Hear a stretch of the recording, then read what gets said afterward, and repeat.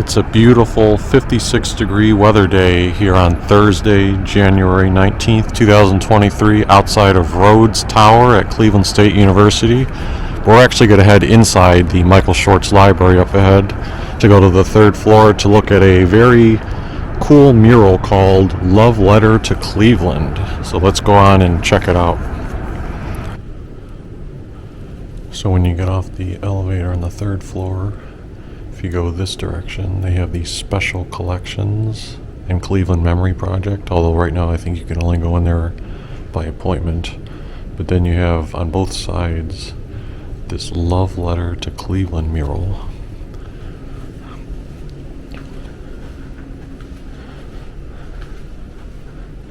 See, it says these murals are dedicated to the creative people, great places, and thoughtful inventions that have made our city a wonderful place to live. And then the artists are Gary and Laura Dumm.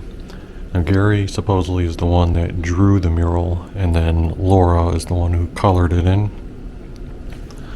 And originally, this mural was located in Ohio City near the West Side Market on the side of the old Orange Blossom Press building.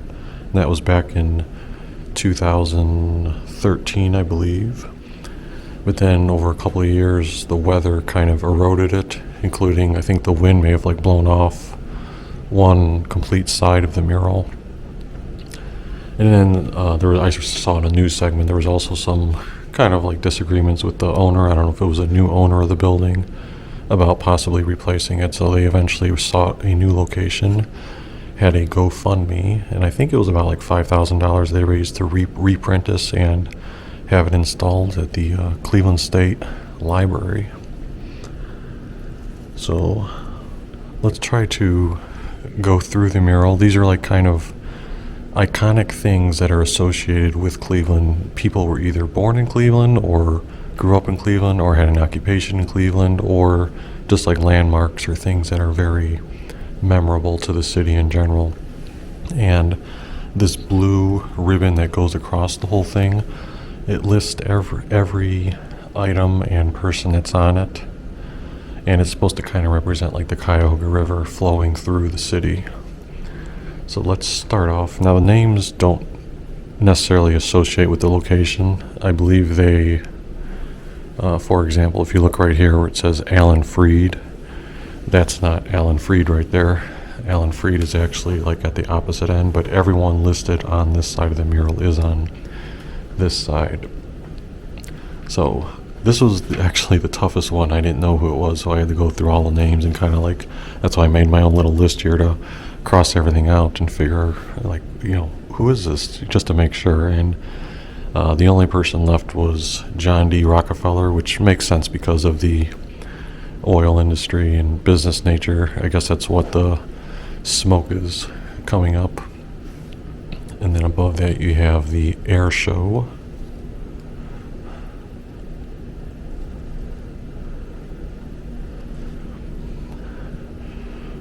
The statue here is of the thinker. I believe that is outside of the Cleveland Art Museum.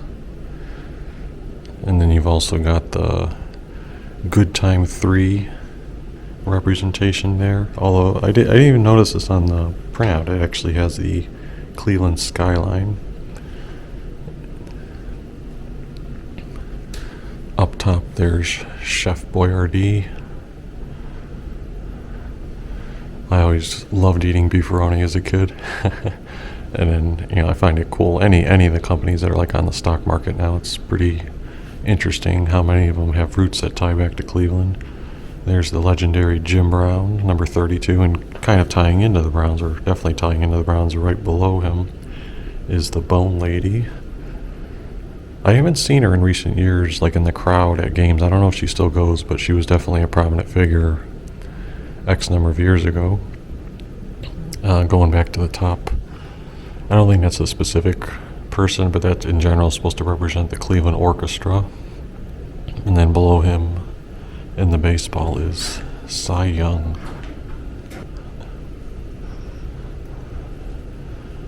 And then underneath Cy Young is Carl Stokes, the ever popular mayor of Cleveland, one of the first black mayors in the country, I believe. And then it's funny because when this Guardians of Traffic was included on this mural, it was a prominent figure on the bridge, but it wasn't maybe as widely known. But now, present day, you have the Cleveland Guardians, so it kind of ties in to the baseball team as well. And then back up top, you have Eliot Ness with his face on the sheriff's badge.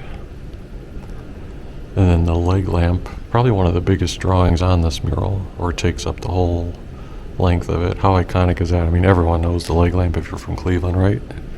From A Christmas Story. Then you've got Michael Stanley, definitely one of the most popular local musicians. Unfortunately, passed away somewhat recently. Now, a couple of these people I didn't recognize. I had to look them up, but this lady at the bottom is Ion Biggs. She was for social justice in Cleveland.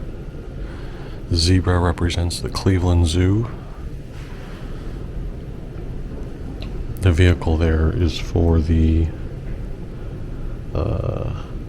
Pekar electric car. And then above that, singer Tracy Chapman. And I also had to look up at the top, I'm going to butcher this name, but their top red wagon represents Victor Schreckenghost. Red wagon. I guess he was like an industrial design expert. I don't know why he had the association with red wagon. I tried looking it up, but I know it was coined with him, but I don't know if he sculpted that once or designed part of it. I don't know. And then next to that you have Jane Scott. She was a rock critic for the Plain Dealer. I also had to look up that one. And then this is, like I mentioned earlier, Alan Freed, who has the Rock and Roll Hall of Fame in the palm of his hand. And you've got the big Playhouse Square signage. And on the side there, I guess it's sort of representing a bridge. And then at the very bottom, Arsenio Hall. There's also a bridge on the other side, I believe. So you can see here they also have a dedication to the love letter of Cleveland and the generous donors that helped install it here.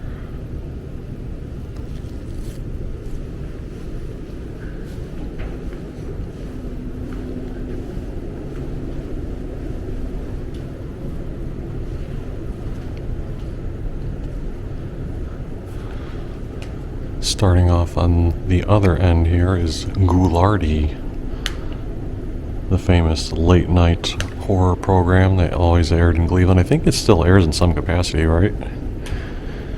And then below that there's just a general representation of the churches in Cleveland, followed by Dick Goddard, who was always an advocate for the Animal Humane Society.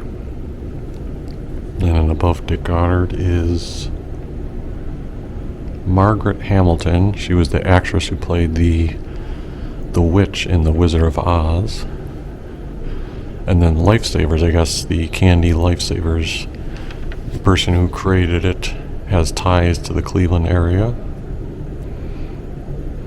And then below that you have Chef Michael Symon, along with the West Side Market kind of embedded within him, and then the Cleveland trolleys at the bottom.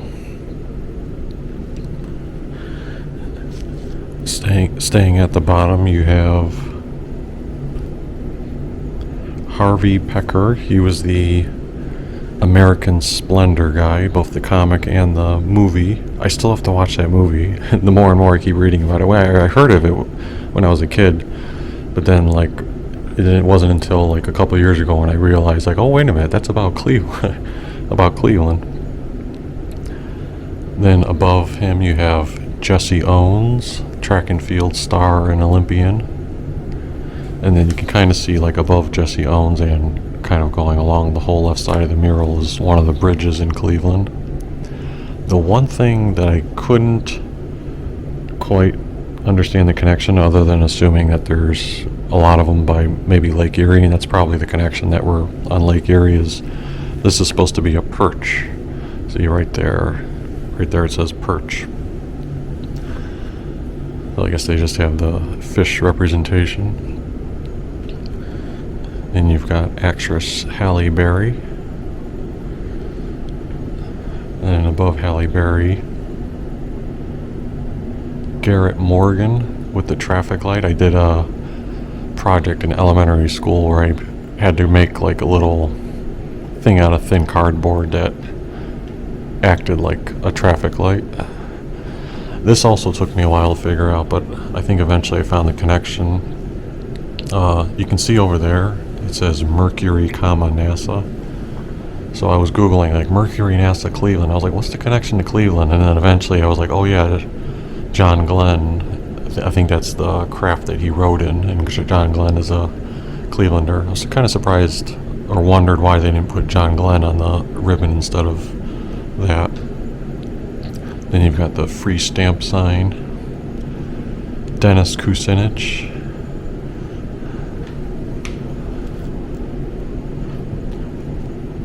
The rocket cars. I also had to look up this person, Dorothy Fuldheim. She was a journalist.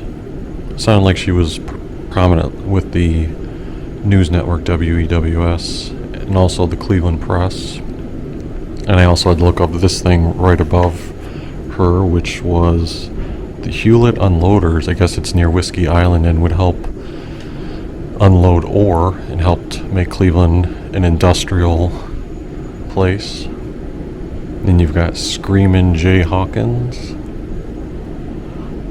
And then this very last portion here, Cleveland, it's super. The whole panel is kind of like a dedication to Superman, except for one thing. So you've got Superman and Lois Lane. And then you've got the creators of that, Jerry Siegel on the left, I believe, and Joe Schuster on the right. And then in the middle there, that just represents steel in Cleveland, as well as I think it's the last one I forgot to point out. The cards over there are for Jack Casino. So yeah, a very cool mural on the third floor of the Michael Schwartz Library and Rhodes Tower at Cleveland State University.